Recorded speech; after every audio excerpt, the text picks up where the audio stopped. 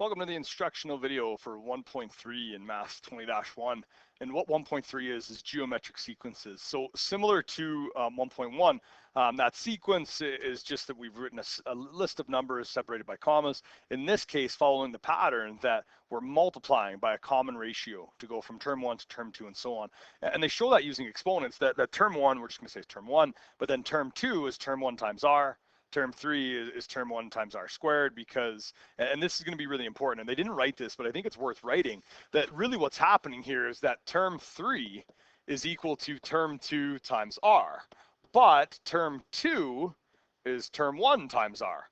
Well, instead of writing term 1 times r, we can write that term 3 is equal to term 1 times r squared, because that's what r times r is.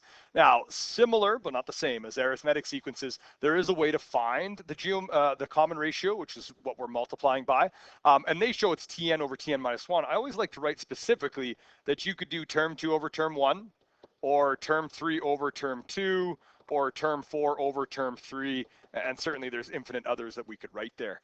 Now, very, very similar to the first section, chapter 1, is we also have the general term. And I'm going to write just a little bit bigger so I can talk about it. That the general term, so Tn, so some term further on in the sequence is equal to the first term times whatever the common ratio is to the power of n minus 1. It is very important that that entire expression, n minus 1, is all in the exponent. So if you were going to write this in your calculator, you would have term 1 times r, and then you would use to the power of button, and we'll do this on the calculator at least a couple times, and then in a bracket, you would have to put n minus 1. Of course, likely you'd be putting actual numbers in.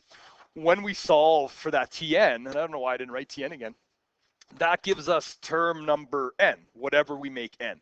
So as we plug these into the formula, this is a subscript, and it tells us just a little bit more information about what we found. I think I spelled subscript wrong, awesome. And this is an actual variable. So if I was finding T10, then n would be equal to 10. And that's something that you're probably used to at this point because you've been doing 1.1, 1.2 diligently, but it is, I think, worth talking about again. One of the problems learning this in 20-1 is that if you ever have to solve for n, you are going to have to use the guess and check technique, because in order to solve an equation where the variable is in the exponent, you actually have to use something called the logarithm, and we're not there yet. So when we talk about these geometric sequences, or later on series, solving for an exponent, we are going to have to just guess and check. But there's some good news. Just like in arithmetics, when we deal with these geometric sequences, n has to be an element of the natural number system. So we're only going to put in 1 or 2 or 3 or 4 or 5 and so on. There's no decimals, there's no negatives, and there's no 0. So that's an important thing to remember, that if you're guessing and checking, you would never check pi for n or 3.7 for n. You would check 1, 2, 3, 4, 5, or maybe upwards to, usually it's in that 1, 2, 3, 4, 5 range. Okay, coming up are the examples which help to clarify this just a little bit more.